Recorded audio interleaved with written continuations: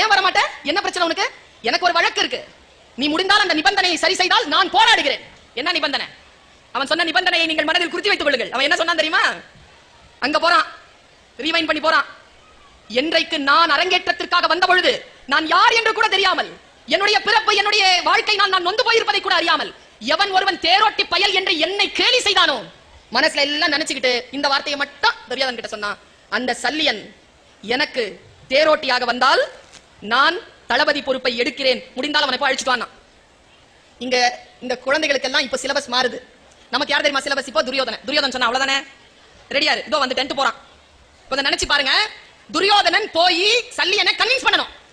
போனா போய் சல்லியனுடைய ரூமுக்கு போனான். சல்லியன் இருந்தான். பா துரியோதனா, மாமா போற ஆரம்பித்து விட்டது மாமா, தெரியும் தளபதி யார் என்று. நான் தானே துரியோதனா, நான் பொறுப்பெடுத்துக் கொள்கிறேன் அப்படின்னா. நீ இல்ல மாமா, வேற கர்ணன். கர்ணனா? அந்த சூரபுத்திரனா? அந்த தேரோட்டி பயல்?